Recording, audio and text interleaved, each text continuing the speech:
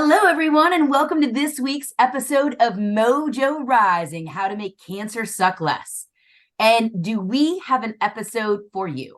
Because this is bringing together two of my favorite things in the world, industrial psychology and people I love, into one single episode. And because today I have invited my nurse practitioner, and I mean that because she is mine, I won't go to anyone else, my nurse practitioner, Meredith, to join us for a session on how to select the right doctor. So we're going to break this down from an industrial psychologist perspective to help you understand what are some of the things that I would look for in a doctor, and what are some of the ways in which I would go out trying to find the right person to help complete my healing strategy.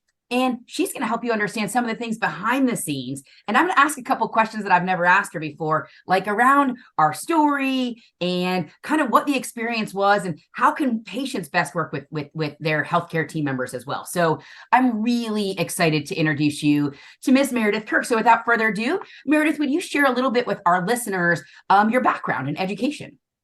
Sure thing. Thank you for having me, Julie. I'm really excited to be here and talking with you and sharing our story and the knowledge that I've picked up along the way doing this job. So I am originally from Alabama and worked as a pediatric oncology nurse in Birmingham for about 8 years before I went back to nurse practitioner school. I did a few different things. I did pain management for a short period of time, as well as I worked as an internal medicine nurse practitioner before I started as an adult nurse practitioner about 5 years ago. I think that I have a wonderful blend of experience that I rely on and use parts of every day to be able to help take care of patients better. But it's one of those things that I think that this is absolutely a calling, and I'm so thankful that I found my place of where I can make a difference for people and help take care of them and walk through whatever it is that the cards they're dealt. So I'm really excited to kind of share some of that insight and knowledge that I've picked up along the way. I have to say, Meredith, it's in my book. That's how much I love and care about you. But you have been the person in my journey that I could trust to be my confidant, my person, you're not going to lead me down a crazy path. I can ask you real questions and you'll answer them. And so I think it's really interesting because our conversation is how to find a doctor, but I immediately want to stretch the thinking of all of our listeners because finding a doctor is great. But the doctor you see for a couple minutes while you're there, the people who are on his staff are actually the people that give you most of your care. So I want you to immediately say you are looking for a doctor and healthcare team, not just a doctor. So let's begin to immediately help you stretch your thinking. And if the front desk person won't talk to you or answer your calls or things like that, that's going to really impact your success as much as what the doctor's saying in some ways. So we want to make sure you're thinking about the entire team. And I have to say, Meredith has the unique experience that I've had 3 oncologists in just over a year, and she has worked at all 3 offices of all 3 oncologists. So we share a really interesting path because on the very first time I met Meredith at my first appointment with my second oncologist, and really quickly as a reminder for all of you who maybe have forgotten from the first podcast, it's been so many weeks. My first oncologist was assigned at my first hospital system where I went for surgery. And the reason I decided not to go with that oncologist was because when she met with me, she said there will be 6 months of chemo and then we'll do a PET scan. And I immediately stopped the conversation. I said, whoa. Like, I really want to measure some incremental data to measure if the chemotherapy is working. So what can we do? And she kind of looked at me and said, that's not how we do things. And I was pissed. And I said, okay, well, that's cool. I'm not going to do chemo then, because I knew I wanted to measure those leading indicators that would help me understand I was winning the war, not just the battle. So I immediately realized, she's not my doctor. And the reason why she wasn't my doctor is because she wasn't willing to discuss, educate, empower, and coach. And that's what I'm looking for in a doctor, because you have to remember, this is our journey. We're the CEO of our healthcare journey, and our healthcare team should empower, educate, and guide us so we can be making the right decisions, because them giving us medicine is only part of the equation. We still need to be doing the diet and lifestyle and exercise and things that are really important to our healing. So my first oncologist, I kind of immediately dismissed, although then I had to ask her to order some of my genomic testing, and I had to call over 20 times to get her office to order this test for me. So it was a pretty negative experience. So when I first met Meredith, and she was working at my second oncologist, who happened to be a wonderful doctor who listened and responded with empathy and was kind and considerate, all of the soft skills I was looking for in a human being. So I definitely improved my odds as I moved to the second oncologist. But Meredith kind of, as he left the office the first time, shyly looked at me and goes, "So why'd you leave your first oncologist?" And I explained my story, and she kind of smirked and said, "Yeah, I work there too, and you're not wrong." So Meredith, what else would you share when you think about the experience of that first oncologist? And I won't say any names because I don't want to call anyone out, but what would you say are some of the things that I was right in my initial reaction to say, no, that's not the right place for me? I think that oncology care this day and age is changing. In the past, it's always been, if you have this diagnosis, you fit in this box, and this is what we do. The reality of cancer research now is there are a lot of different markers, a lot of different variables that can play into different paths of treatment a patient can utilize. Not everyone fits in the same box like they used to. And so I think having a provider who acknowledges that, one, is important, but two, is also willing to say, okay, this is what we traditionally do, but here are some other options of what we could do that fit your scenario that would still be appropriate. I struggle a lot, and I am blessed because I have worked with oncologists that share this philosophy of medicine of our job is to give you the options and the tools and knowledge to be able to choose, but ultimately it's the patient's choice as to how we proceed. And so when you have an educated patient that says, yeah, I don't know if this scenario really fits what's best for me, then our job is to say, okay, well, let's see what else is out there, and let's see what will work better for you, what does fit your goals of care, what addresses the concerns that you have. And I think sometimes the old school way of thinking that everyone has to fit in a box sometimes is just the way they were taught, sometimes is because they don't take care of that type of malignancy often enough, and so they aren't as comfortable doing different things. And sometimes it's just personality. And so I think that acknowledging that up front and being able to recognize that and say, maybe this isn't the best fit, is huge. And a lot of people don't know that that's okay to do. So many people just take whatever recommendation they're given and just go with it. And it's not until, a ways down that path that they start asking questions about, well, could we have done something different? And so being able to ask those questions up front and have confidence that this is the best decision for this specific scenario is really important. That was one of the coolest parts when we met for the first time, because besides the measuring for data, my other worry was a port. And people seem to love their ports, but I was scared of getting a port.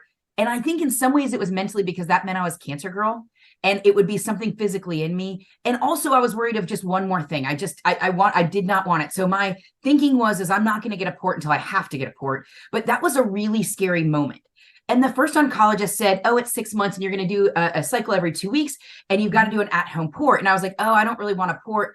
You guys, as soon as I expressed any discomfort with the port, we're like, okay, there's an option B. And the option B is we can do it every 3 weeks and we can consider pills, and the efficacy drop isn't that different. So if that's a big sticking point, let's go ahead and move through that. And that's what you're saying is exactly what I want in a doctor, someone who's kind of willing to shuck and jive when you're expressing what your fears and worries are, to say, okay, we can accommodate that and we can do it this way that won't actually downgrade the outcome that significantly. So that was one of the things I truly loved the most about working with you, is your ability to think outside the box.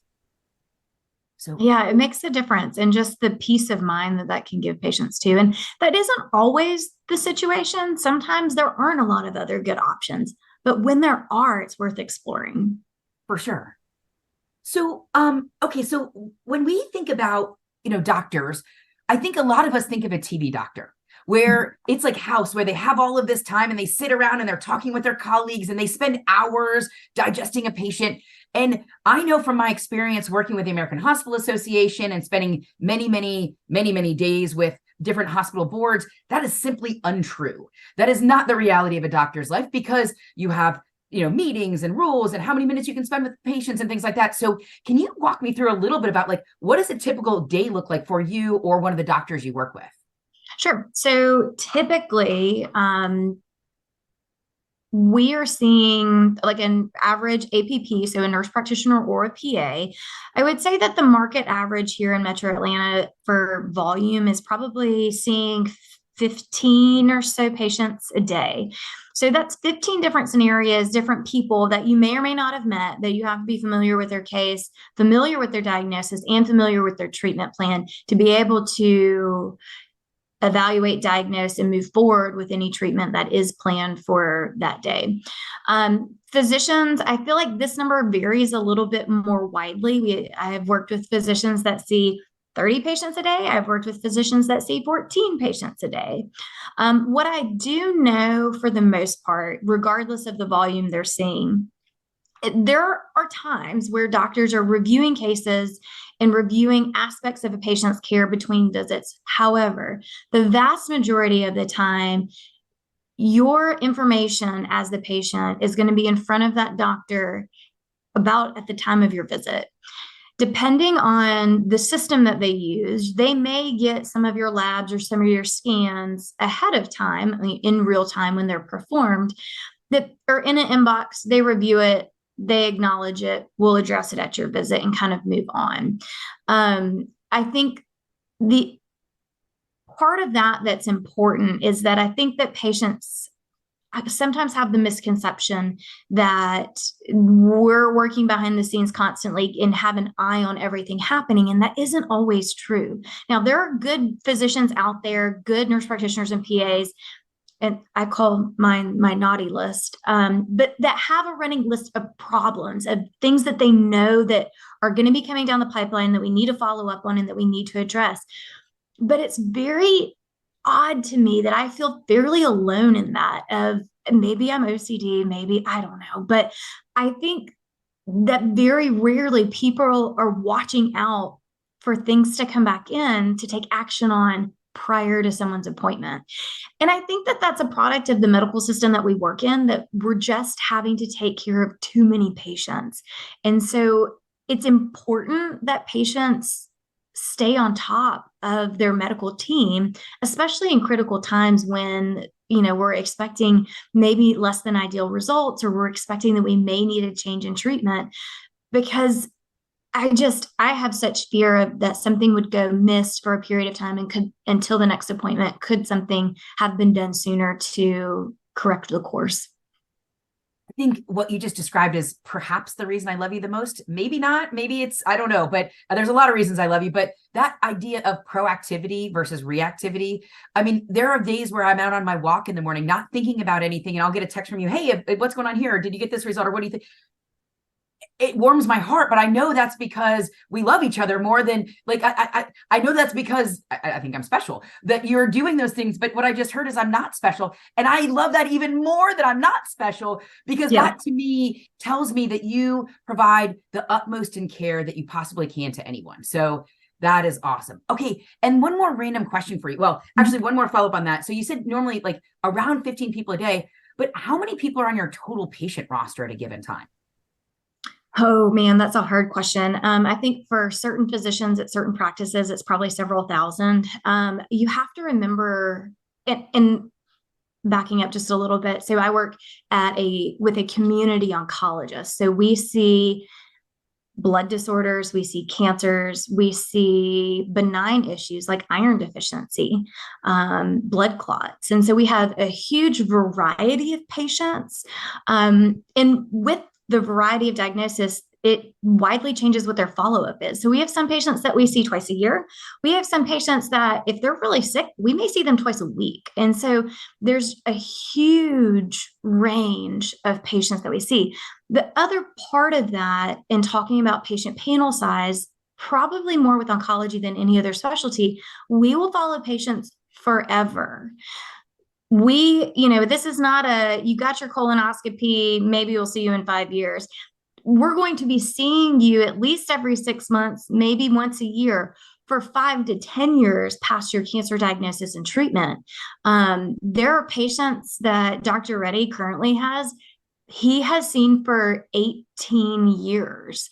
And so when you take account the frequency of follow-up and the duration of follow-up, we can have a lot of patients that we're continuing to maintain and keep an eye on.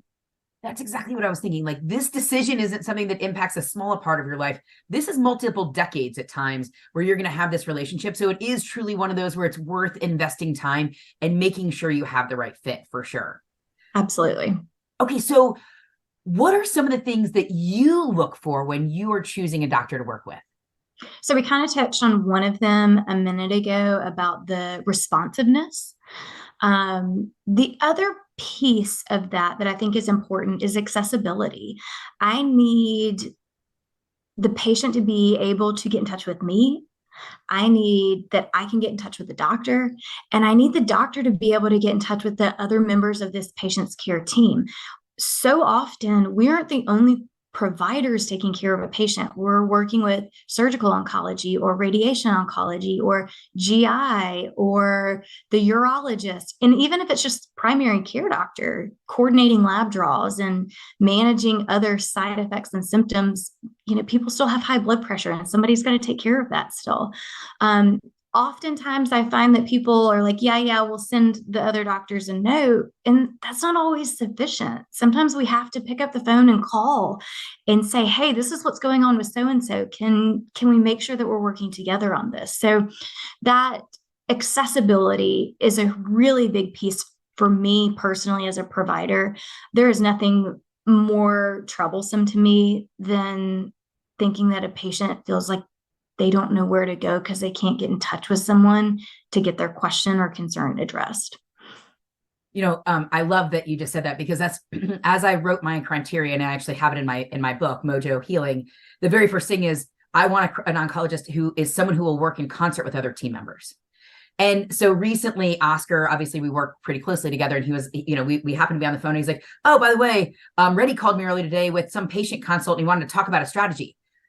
I mean, be still my heart. That was Christmas morning in my world. The fact that conversation was taking place, it was so powerful and meaningful to me to understand that behind the scenes was taking place and they cared enough to call. Like, that was so valuable to me as an indicator.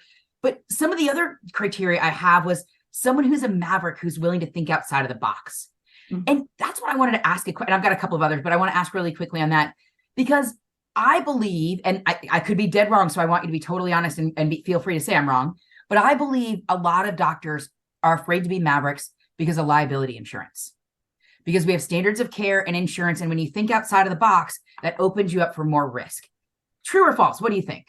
I think it depends on the personality. That probably could be true for a handful of people. I think the other part of that, and again, maybe it's because I have worked with some of those mavericks. Again,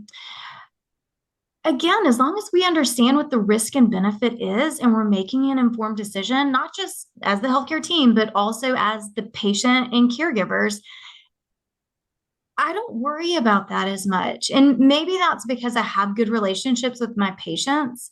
And the doctors that I've worked with have had good relationships with their patients. And so I think that if we're making a little bit of an unconventional decision, we're on the same page of that. We've reviewed that risk and benefit profile, and we've informed ourselves well enough to make an educated decision to say, this is worth trying. But I do think there is some fear in that, that is out there for some people. Sure. So some of my other criteria was research forward in their approach. And there are numbers that have been thrown out, and I've been looking at journals, and some data shows it takes up to 17 years for things to become standard of care. And I wanted a doctor that was willing to look at data and be like, oh yeah, that just was published last year. Yeah, I can that's relevant and that's important. So like that understanding the research forward was really critical. And then my last one that I had published was a doctor who treats the patient and not just the diagnosis. And that was really important to me. And I'll give you a quick example of another patient on your roster who's a dear, dear friend of mine who had pretty significant blood cancer, and it happened to be in his jaw. And the first doctor said to him, yeah, we're going to have to take your jaw and we're going to have to do reconstruction. You're going to be deformed for the rest of your life. And he happened to go see Dr. Reddy. And in about 5 minutes, Dr. Reddy's like, I think I got this. I don't think we needed to, and just that moment where he was like, is that your concern? Cool. Let's figure out an option B. That was it's just, there's 1,000 examples from the clients you guys have, or patients, I should say. But beyond what I just shared, From an industrial psychologist perspective, soft skills matter. So some of the soft skills specifically that I would look for if I were you are someone who will listen, someone who has empathy for what you're bringing to the table and what you need, someone who will coach and mentor and not dictate. So willing to work with you and not against you or force you or be the boss, someone who's responsive, someone who's smart. You don't want a dumbass doctor. And we want someone who's willing to think outside of the box and really consider all the factors. So that was some of the things I would add. But Meredith, anything else from a soft skill perspective that you would say is really important for people to consider? I think the reality is in the world of hematology oncology, this day and age, this doesn't just impact one aspect of someone's life. Oftentimes, you're getting a diagnosis that is going to change the course of your life, regardless of how long or short that may be. It's often going to impact the people in your life that you're closest to as well. And so I really try hard to prioritize not just treating patients, but getting to know people. My kind of statement piece, people always ask, like, how do you do what you do? It seems so sad. And I think there's two parts of that I respond to. And one is we're actually really a lot better than we used to be at treating people's cancers. And that's exciting. And that's great news, not sad news. But the other piece of that is the reality that I can't change the situation. I can't change if your chemo is going to work and your cancer is going to go away or not. But I can change how you walk through it. And that makes a difference. And I think that is something that sometimes in the chaos of medicine and trying to manage so many things and so many patients, that can get lost. And so I think prioritizing personal relationships with your healthcare team as a patient, but also as a provider, really is a must.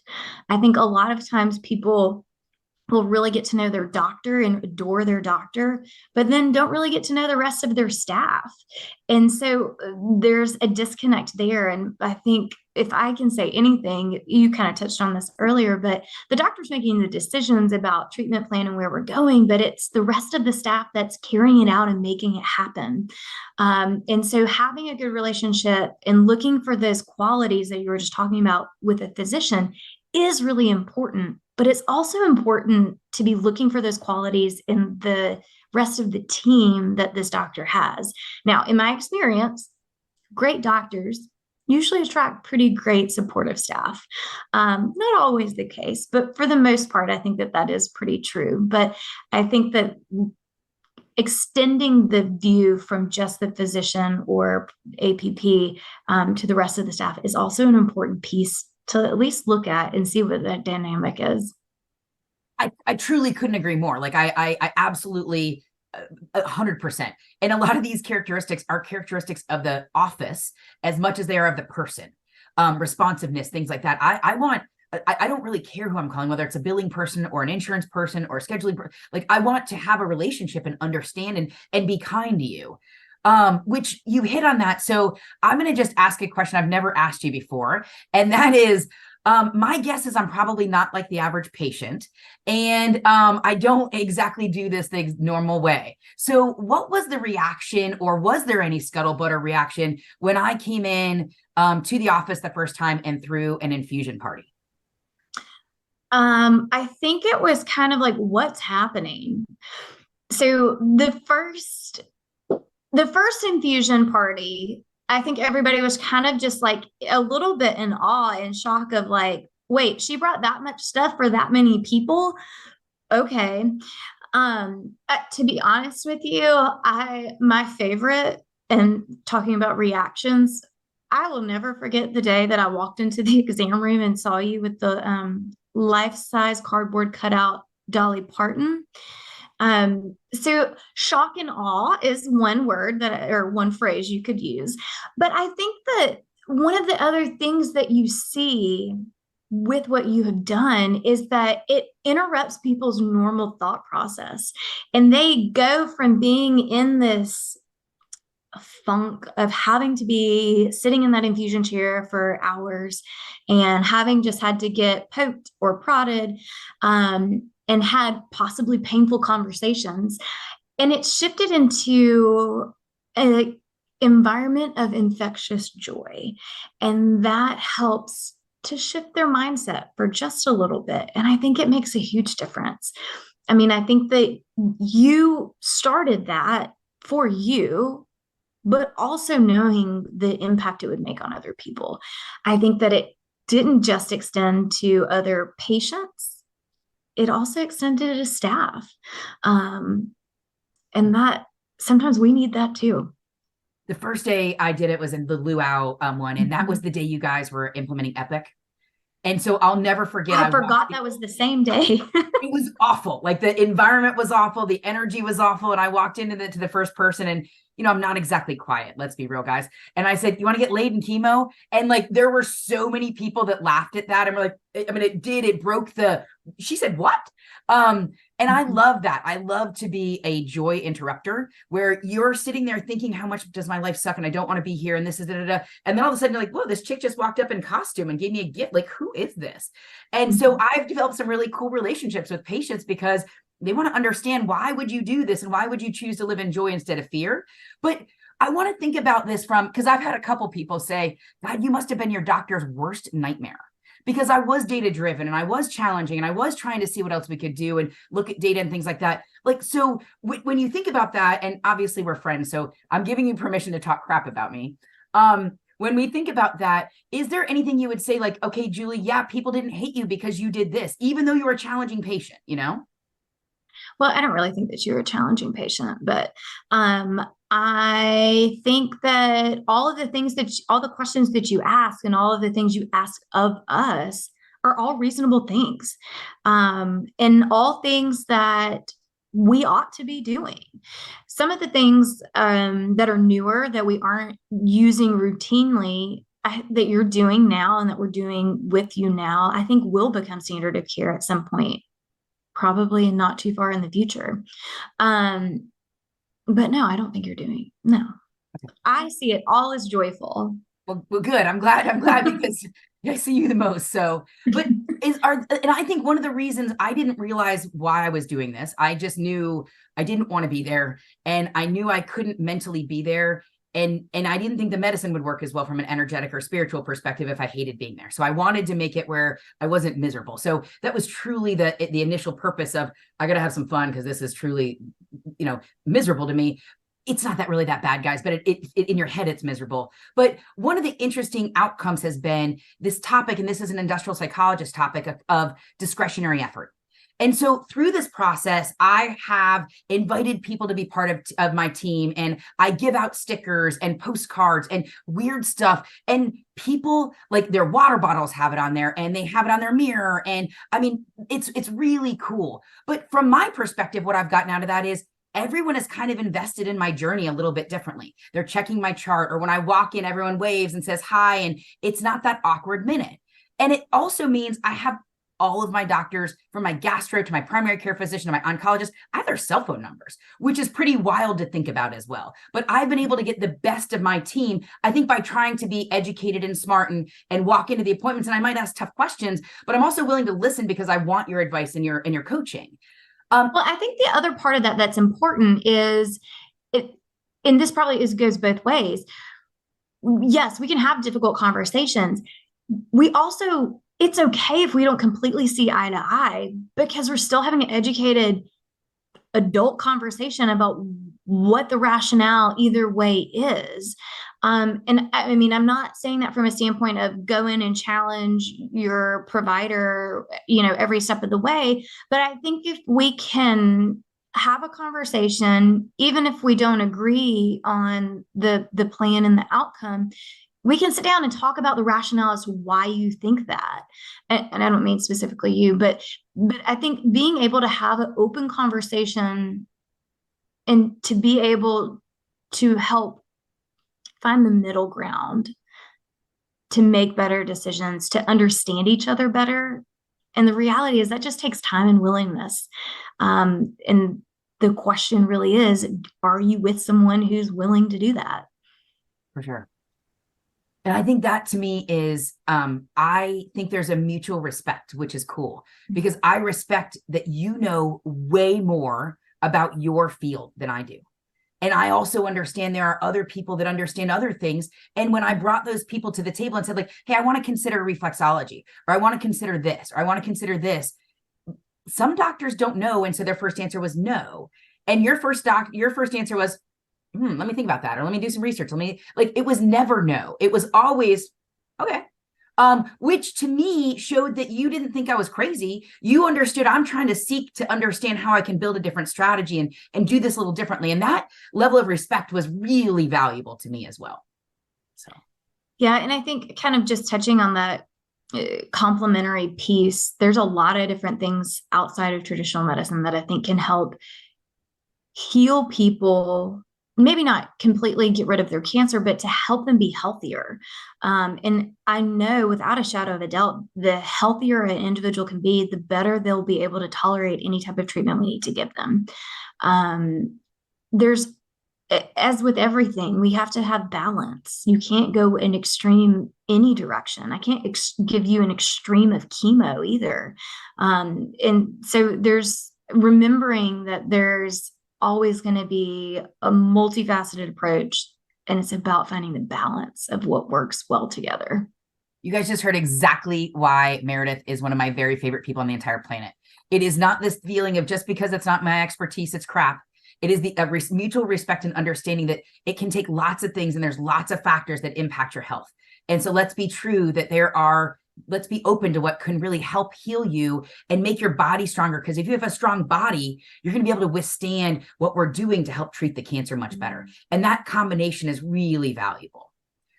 Okay, so let me talk about a little bit of some of the things that I look at when I'm trying to make a selection decision. And then I'm going to tell you a quick story that I don't know I've ever told you about how I had to select the second oncologist we worked with together. So when I was searching for an oncologist, when I knew the first one wasn't going to work, and I'm a dork. I'm an IO dork. So I literally wrote a criteria list of what I'm looking for and how I'm going to assess this criteria. I don't think most people are going to write behavioral interview questions.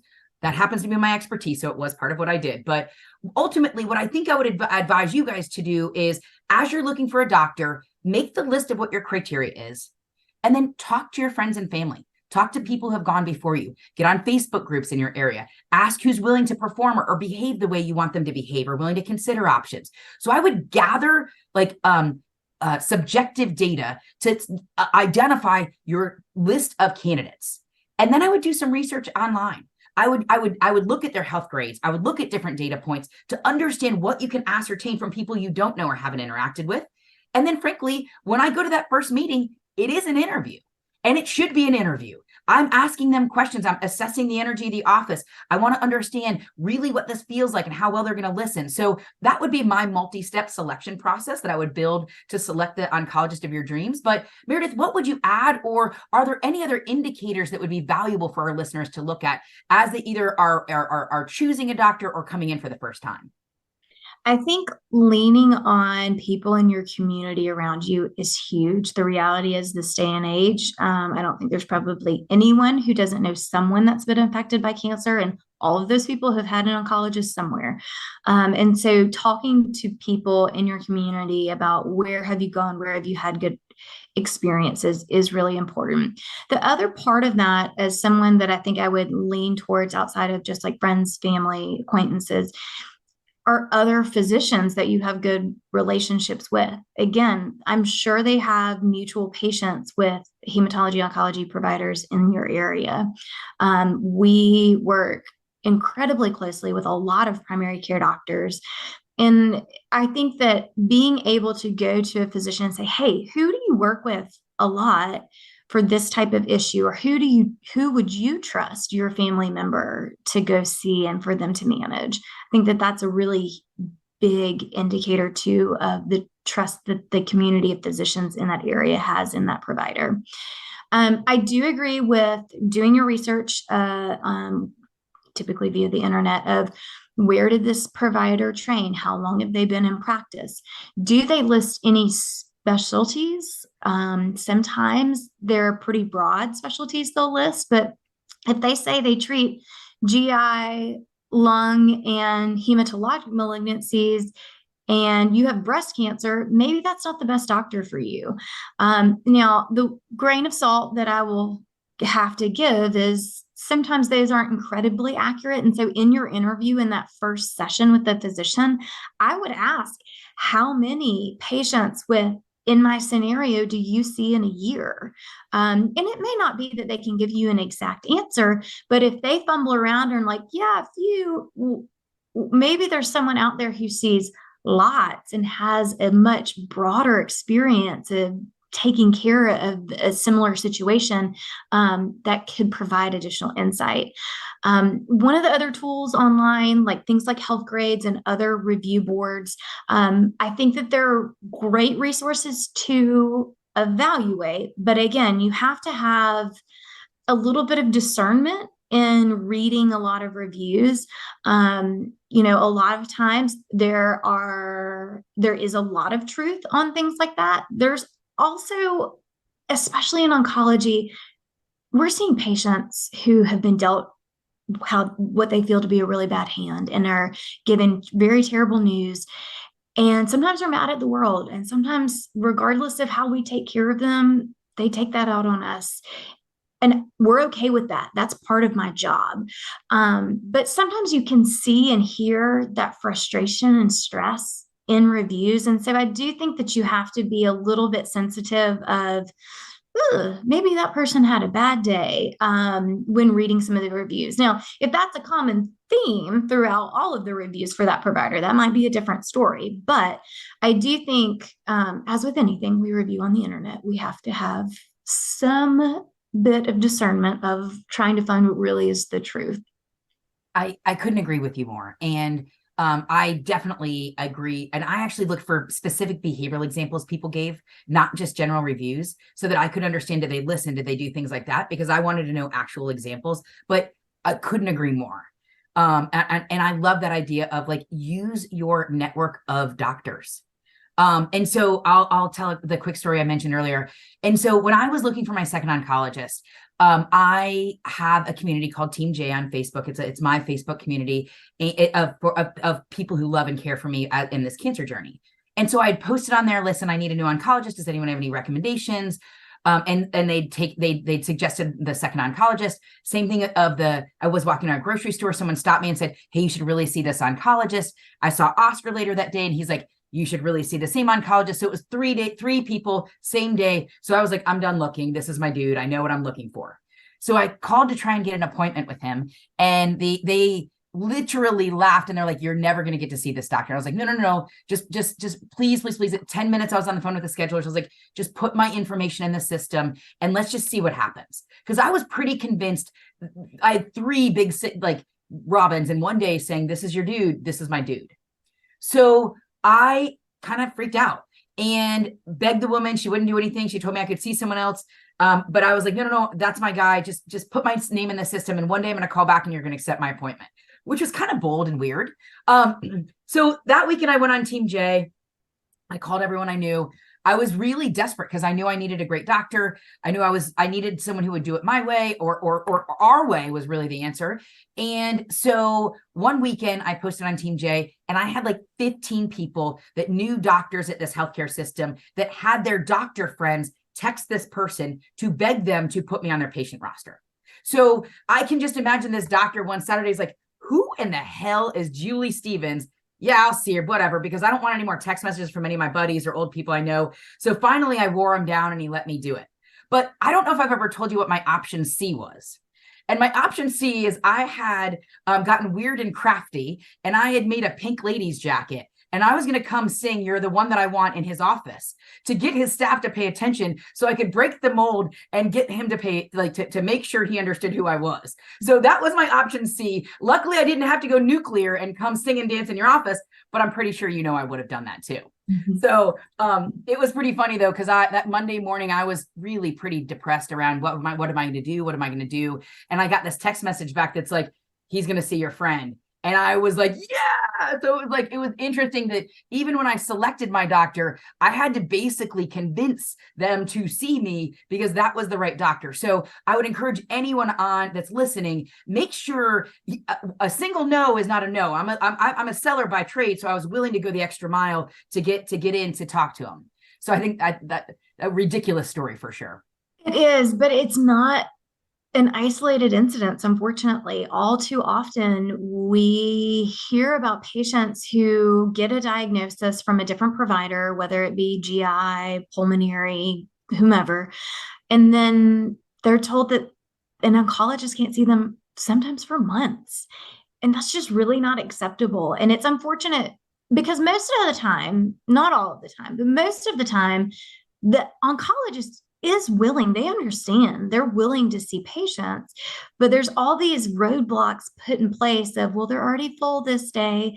And it, in addition to other roadblocks, probably too, but that's one of the things that I love about the folks, the physicians that I've worked with is they understand, like, you just got this terrible news. Like, let's talk through it. Let's figure out what we need to do and let's have peace with that.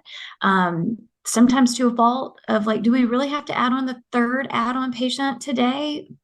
But the answer is yeah, we do, because that's what we're here to do, is to take care of people. It just is unfortunate that too often you have to resort to having connections or pestering people until you are able to get an appointment, you're able to be seen. But that's the whole point of like, we're our own hero of our story. Mm-hmm. Like, that's the whole point. Like, sometimes you got to climb the mountain and it takes a lot of calls, or it takes a pain, like, so that I was okay with it because I understood this is a way longer journey. I'm not playing short term. And I'm doing this with a team I really think is the right team for me. And I mean, that's what I do for life. I build teams. So I understood the value of great talent. So, okay, a couple of questions. And this is, how would you suggest, if a doctor is not pulling their weight, if they're not listening, if they're not responding, what's a way that a patient could say, like, hey, listen, I'm not actually satisfied with the service I'm getting, in a respectful, kind way that's going to get better service, not make you hate them. So is there any advice you'd say, like, what's the right way for a patient to do that? I think one of the biggest ways that you can kind of get back on the same page is specifically asking, like, can you explain the rationale for your decisions as to how we're approaching this problem?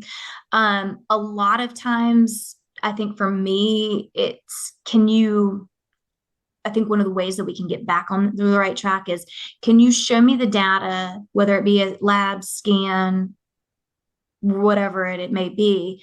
Can we walk through this information and help me understand why this is what your recommendation is?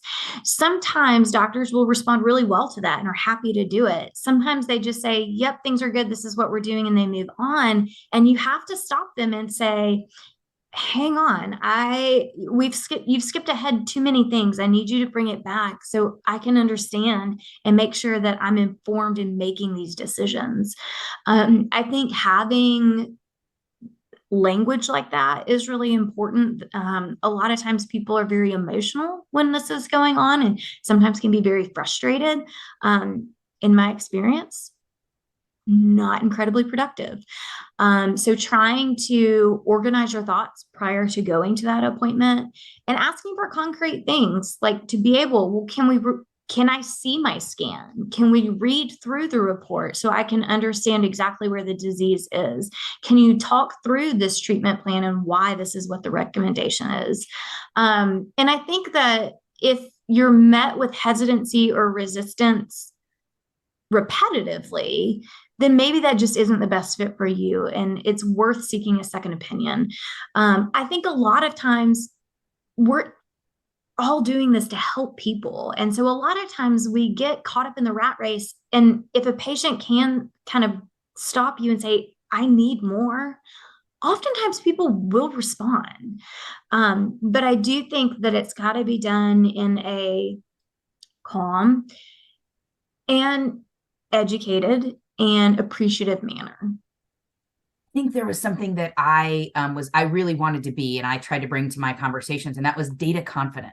So I knew what I was talking about. I'd done research. I looked at what other industrialized countries were considering things. I looked at what the global norms were. I looked to understand exactly what the efficacy of the treatment was. And I had some advantages. I was a statistics tutor. I understood how to read research and things like that.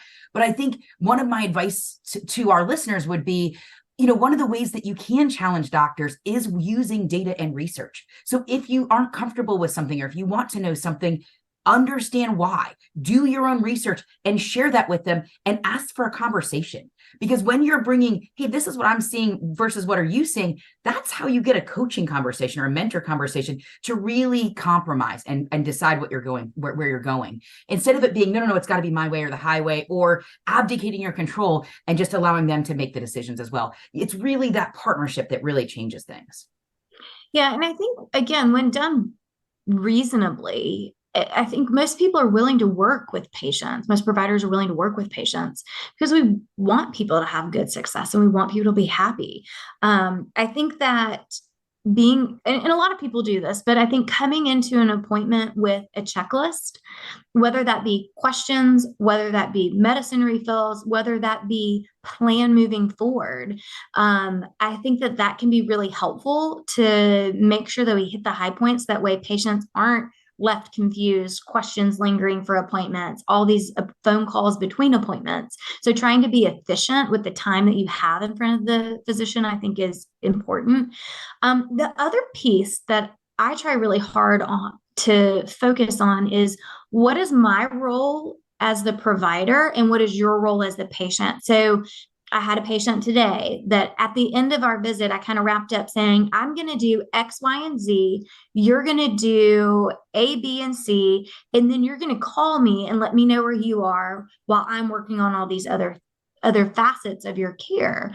And so that the delineation of roles of what is the expectation that the patient needs to carry versus what the clinic needs to carry, I think a lot of times that just goes unspoken. And so then nothing really happens because no one took action on either front. So being very clear about what your role as a patient is and what the healthcare team's role in whatever tasks that need to be done prior to the next appointment, I think can be really helpful too.